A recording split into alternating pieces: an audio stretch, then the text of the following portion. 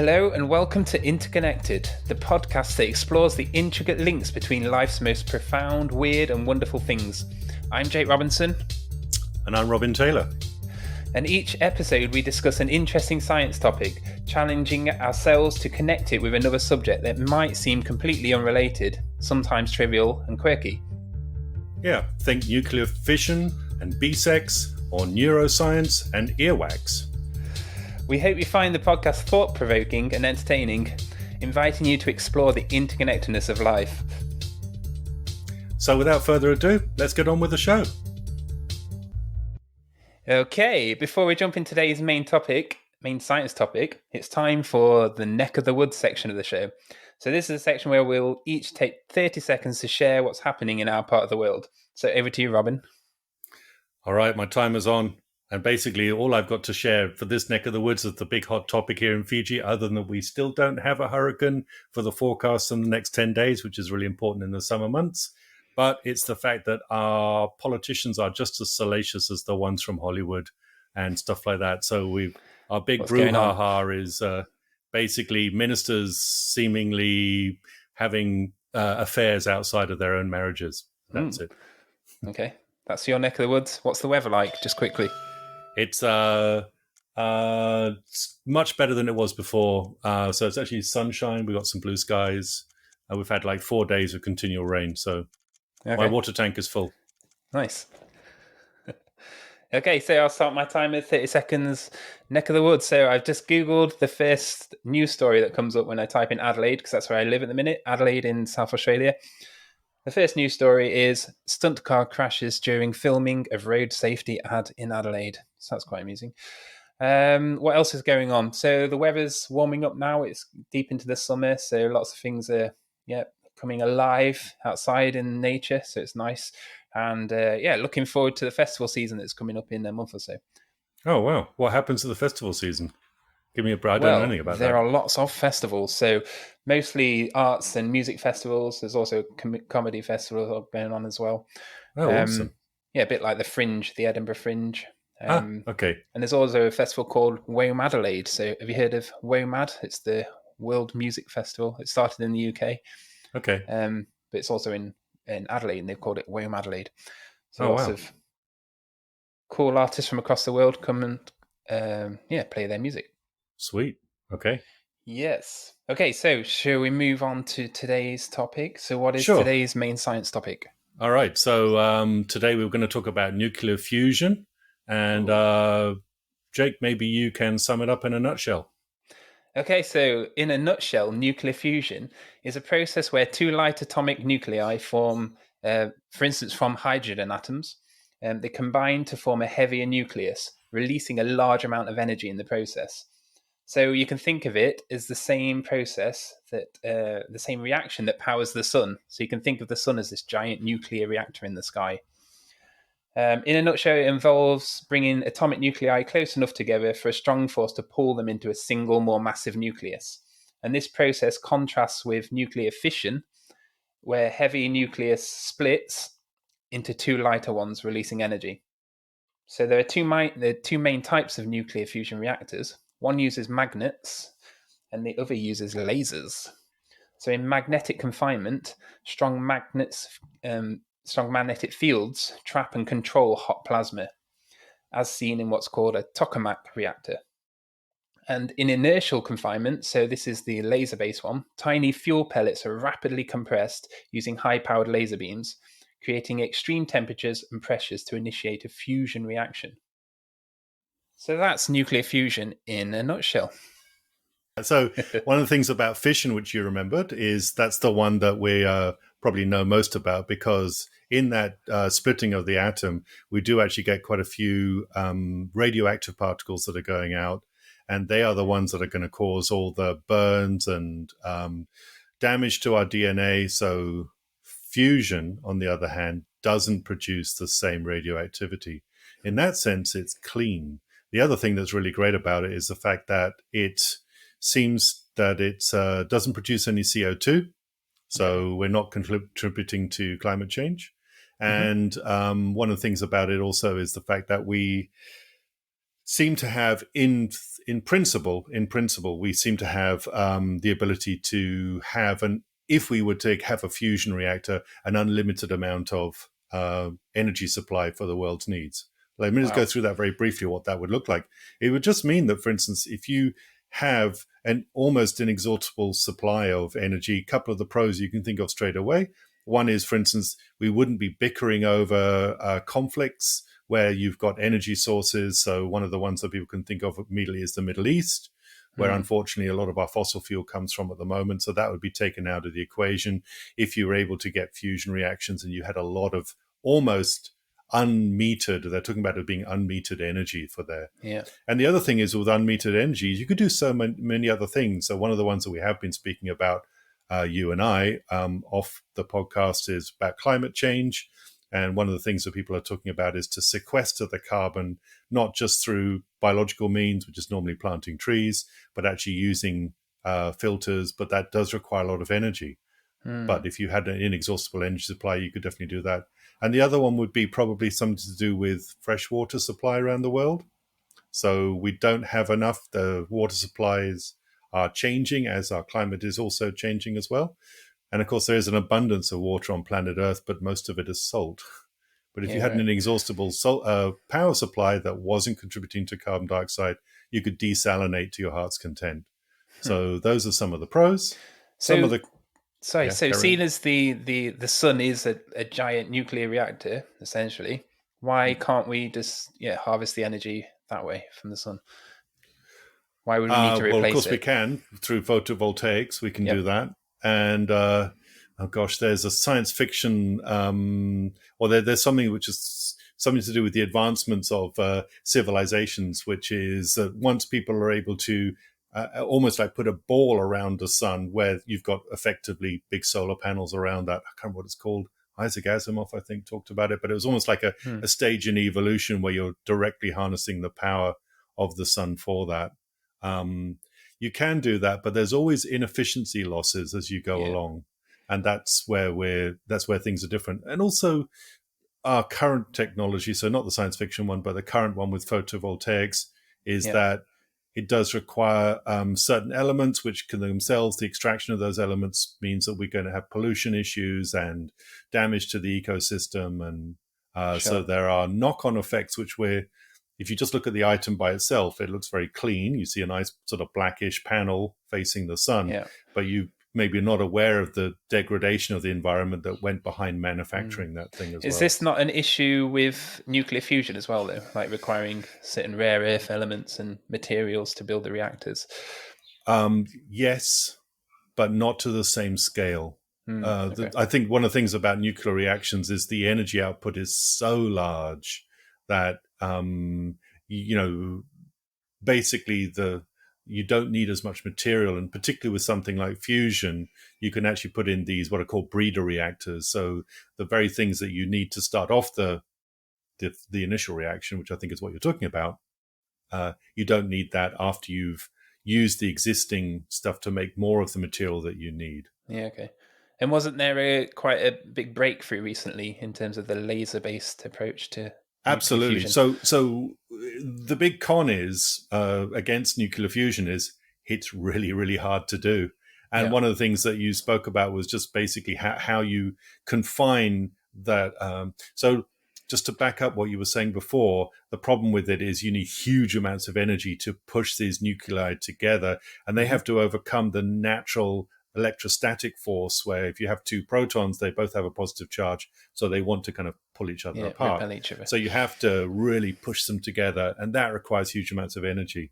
And that Huge amounts of energy, heat. yes, it's heat and pressure, as you said.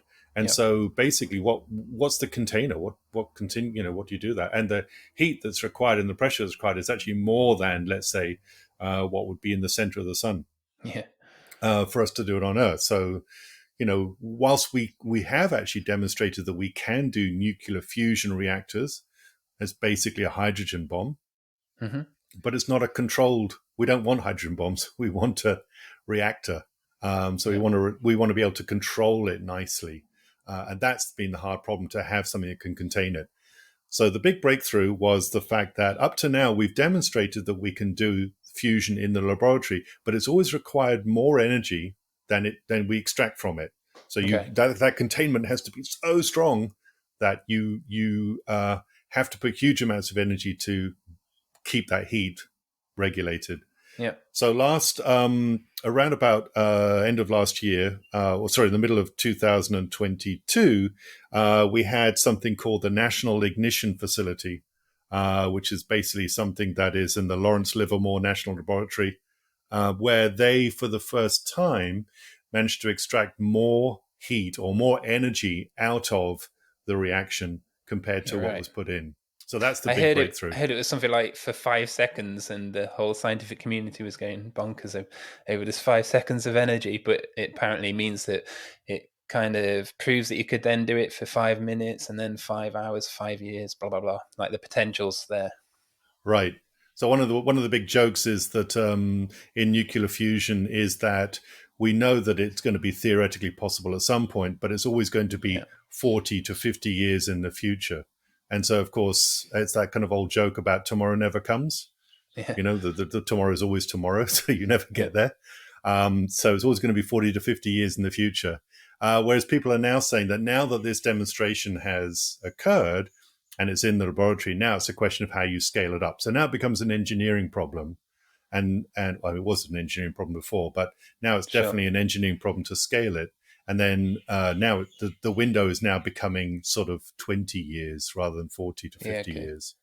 I heard that there's a material science challenge as well. So to be able to contain or kind of tolerate the heat that is required in order to generate these reactions, then the materials of the reactors themselves have to be like, yeah, incredibly heat resistant. So things like tungsten is required to create these reactors. Yes. You probably know more about that than I do at this point, but my understanding is that's kind of where you have this idea of the magnetic fields, which are becoming like magnetic flux, because in fact there's no material that can withstand the plasma, which is this superheated hydrogen or isotopes of hydrogen, where they're Yeah. ripping apart the electrons off from the actual atoms. Hmm. So yeah, it's just An you're right. engineering issue. It's an Sure. engineering issue, but that's the big thing. But anyway, that's probably the pros and cons from it. Yeah. I, Nice. I think that one of the things that I wanted to discuss about it was kind of how does this play out in terms of, it sounds like a panacea. It's too good to be true. Yeah. We've got this idea of say we solve the problem and say it's in 20 years time. Isn't that all our problems solved? What do you think? Hmm. Yeah, no, it's a tricky one. So you could almost think about the geopolitical issues that it could cause. For instance, if one region or one country has the technology and doesn't share it, or yeah, controls that energy source, there could be all sorts of social equity issues. Certain countries now their economies rely on producing energy from their natural resources. So one issue could be if we kind of get rid of that industry completely, and also some countries are controlling the nuclear fusion energy source, then those countries' economies could be hit considerably, couldn't they? So we could actually end up widening the social equity gap across the world. That's just one potential scenario that's Yeah, I concerning. think that's interesting you say that. I think another interesting thing is that when you mention that, just the idea of how um, the people that are developing the technology are the ones that probably are also the ones that have the most to gain from maintaining their fossil fuel industry. Yeah, I agree. So yes, I think there are developing countries where, so-called developing countries, where you have abundant fossil fuel reserves, but it's often not them that's developing it, but that's going to be their income stream taken out, as you mentioned. But I just think Yeah, there's a vested interest in that the countries that could be developing this, which actually no country is developing fusion rapidly by itself, but there sure. are consortiums that are Yeah, doing it. But I suspect that there's going to be businesses, big businesses within those countries yeah, who, as you say, are vested interest in doing that, and sure. therefore And not. Yeah, yeah, as I was saying, probably the high income countries might be plunging money into these industries that are done in low income countries for cheap labor reasons. and then Yeah. potentially extracting the benefits. So So I going think we back need to this that, kind of intergovernmental level inclusion, don't we? When we, especially with something that could rapidly change the energy and life on Earth, really. yeah. And intergovernmental organizations have been so far singularly successful, haven't they? Is this the point where you try and make me giggle? Yeah. Well, every time you giggle, I have to giggle as well. It's a give and give relationship.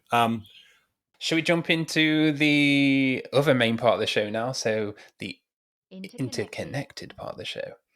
So this is where each week we bring a main science topic. So this week's one was nuclear fusion, and then we try and link it, try and connect it to another topic that you wouldn't ordinarily assume that it would be connected to. And the whole point of the show is to just highlight that all life is interconnected. So this week's linking topic is fungi or fungal communities. So it's how the heck is nuclear fusion related to fungal ecology or fungal communities? I think I can answer that straight away. Go for it. Basically, we know that it's going to go wrong. Everyone will become radioactive and everyone will be growing mushrooms out of their heads. Was You've that been right? watching that Netflix program. What's it called? The Last of Us. Have you seen it? Maybe. Just saying. Yeah. Okay. Right. Let's get back to it. So I'm the one that's explaining how it's connected today. So I'm going to start with acid rain. So acid rain is a type of precipitation that has acidic components, so such as sulfuric acid or nitric acid, and their chemical formula, the letters and numbers that come after these chemicals that you often see. So sulfuric acid is H2SO4 and nitric acid is HNO3, and the common letter there is the H. So that's for hydrogen, and hydrogen atoms make a given medium acidic. So it's the hydrogen atoms that increase the acidity of a particular medium. And it occurs when pollutants containing these chemicals are released into the atmosphere through human activities such as, we've talked about the burning of fossil fuels, so in Right. power plants, in industrial facilities, and also all the chemical gunk that comes out of our vehicles. Okay. So that's how acid rain forms. It's these pollutants can undergo these chemical reactions in the atmosphere, and they form these acids. And when it rains, and when it snows, and when it hails, these acidic compounds are present in the precipitation, and this leads to acid rain. And the term acid rain, it also encompasses acidic particles and gases as well. So it doesn't have to be liquid form. Right. And it's generally considered that acid rain, that it is acid rain if it has a pH lower than 5.5 ish. So just to put that into context, bottled drinking water is around 7 ish, so 6.5 to 8 kind of level.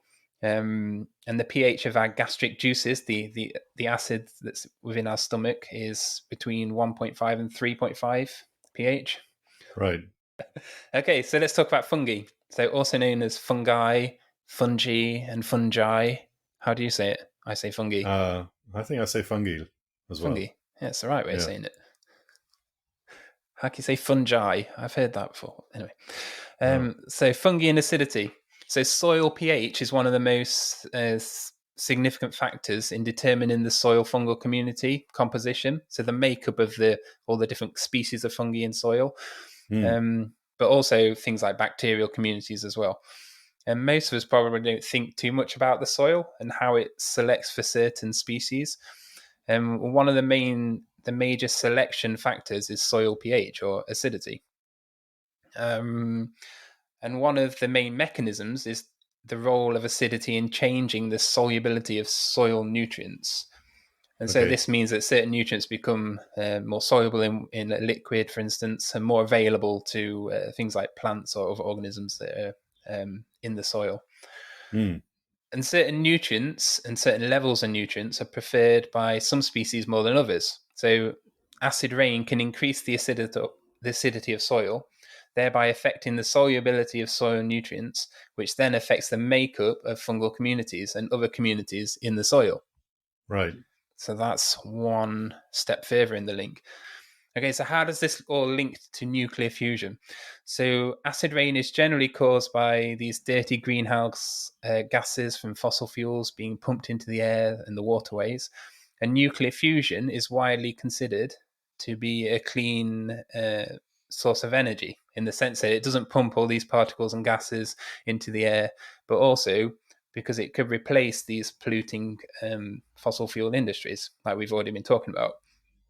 So theoretically, this means that acid rain should no longer be a problem, and therefore soil pH in many parts of the world will likely change, and it will possibly rise and become more alkali.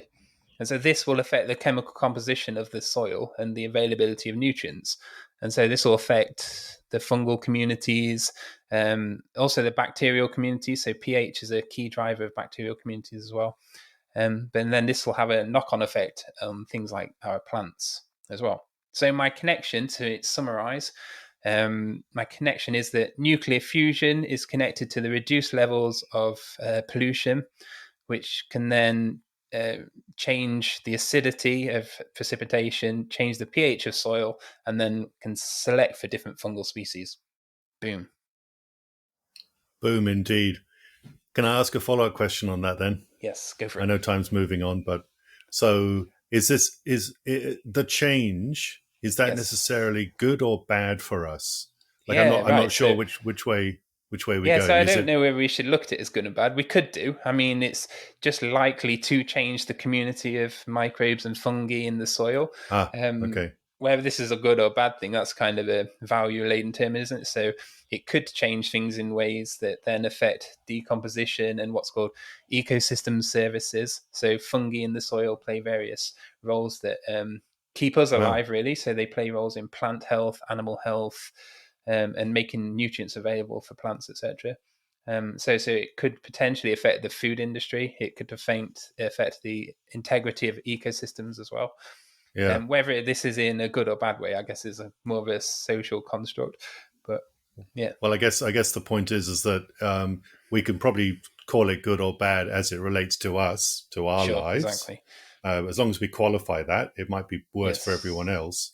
But I think even if we take it good or bad for us, it still hasn't quite answered it because of the complexity of all those systems that you're talking about. Yes, it's very complex. Like, in other words, that usually one system can change, and that on face value is better for whatever that is. So in this sense, having the ecosystem services sort of, as it were, have more throughput. Yeah. But on the other hand, something else may change where we're not able to have mushrooms on toast in the same way that we did before. Yeah, who knows? Who knows? There's so much complexity involved, but that's the beauty of this kind of thinking about it, how things are interconnected. And amazing. This kind of draws me to the the chaos theory and the butterfly effect, where a butterfly flaps its wings in the Amazon forest in Brazil, and then this can have knock-on effects and cascading effects. And it comes to a hurricane that comes here to me. Potentially lead to a tornado in Texas was the example, but potentially but we know a hurricane in Fiji. It comes to here. Yeah. That's right. They all go to you. They all come to me. It's proof of the chaos theory. But this is kind of reverse. We're taking a massive topic that has huge impacts on the world, and then it kind of trickles down. It's not really reverse, but it has parallels, doesn't it? But it's not started from a tiny thing. It started from a big thing, and then how that can have rippling effects on the ecosystems in our lives. Yeah. The beauty of interconnectedness. All right. Should we move? Are we doing a rating every episode? How do you rate my my link? Yeah, I think tenuous that's very clear. I would say on a scale from 1 to 10, you definitely get an 8.4. Could be 8.5. Yeah, I think so. Cool. I'll take that. All right. So next part of the show, we're going to be talking about news from the invisible world. So again, it's all part of this interconnected theme. Many of us don't think about the microscopic world, but we actually live and we're part of and deeply interconnected with a whole other universe that was that's just beyond our natural perception. And so this is the microbiome and the microbial communities that live on our bodies and around us. So news from the invisible world this week. So before you get into that, Jake, I just had an interesting question from a friend of mine the other week, which is what is the definition of a microbe? However, a microbe. Okay, so definition of a microbe is essentially any living organism. So any organism that you can't see with the naked eye. So something that you need Ah, a microscope to see. And it's a okay. slightly loose definition because there are certain bacteria that are actually visible. So like the world's largest bacteria, you can just about see with the naked eye. But in Wow. general, it's anything that's alive, considered alive, that And you but need a microscope to see. because we need the microscope, that's why you're calling it the invisible world. Yeah, exactly. It's not Right. visible to humans. Anyway. Got it. Okay, so the news from the Invisible World this week is a new paper that suggests that certain gut microbes are tied to cognitive function in children. And I'll just read off the highlights. So the top line is that cognitive function in children aged 18 months to 10 years is associated with the enrichment or depletion of certain species of gut microbes. So researchers analysed the relationship between the microbiome, neuroanatomy, so that's the how the brain looks and works, and cognition. And this is also called the microbiota gut-brain axis. So it's this two-way communication system between our guts and our brains. And so they looked at stool samples from 381 children aged 40 days to 10 years. And they took stool samples and they found, they did some DNA sequencing and MRI data analysis with some machine learning models as well. And the research takeaways are that they found increasing variation in microbial species and microbial genes, how the genes function, in children older than 18 months. And the overall variation was significantly associated with the variation in cognitive function scores. And so I assume they Wow. did some cognitive function tests, and Right. so they linked it significantly with the composition of the gut microbiome. So several microbial species were enriched in children with higher cognitive function. Yeah. And one of them was called, it's a bit of a mouthful, it's called Faecalibacterium prausnitzii. It's quite a famous one because it's also used now in various probiotics. So it's known to have anti-inflammatory effects and produces this chemical called butyrate, which is a short-chain fatty acid, and it's linked to various beneficial effects in the human body. So certain species, including this one, were significantly higher in the children that had better cognitive function. So that's interesting. So, putting my sort of statistical hat on here, Yes. uh, I mean, is there other evidence that you've come across that suggests that it's actually the microbiome that's causing the cognitive Mm. function? I just want to be a little bit here. Yeah, right. Yes. Or is it the cognitive function that's causing it to be a nice place for microbiomes to flourish Yeah, in that's the so gut? that's the key question in all these studies, the kind of directionality of the relationship. Right. And it's early days, but there is a lot of research now coming out of this microbiota gut-brain axis realm, where they've done a lot of controlled tests, particularly on animals. So we need more studies in humans or non-human Okay. animals, sorry. Hmm. And that, yeah, they've kind of done more controlled studies to show this directionality does come from the microbiome to the brain. But again, it's this two-way communication system, so it likely is that it's a two-way relationship as well. So mental health and how stressed you are, etc. Your brain health can affect the composition of your gut microbiome. The composition of your gut microbiome can affect your mental health. So yeah, it's probably more complex than just saying is it one thing that causes the other. It's probably this two-way feedback loop. Yeah.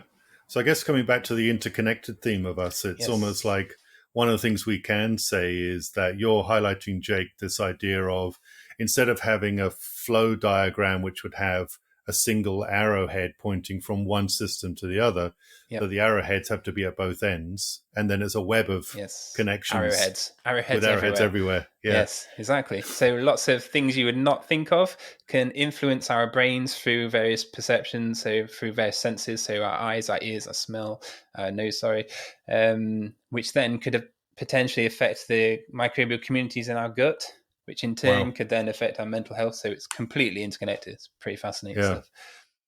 Very cool. Yes, cool indeed. Any final thoughts before we wrap this episode up? Yeah, basically looking forward to the next chat.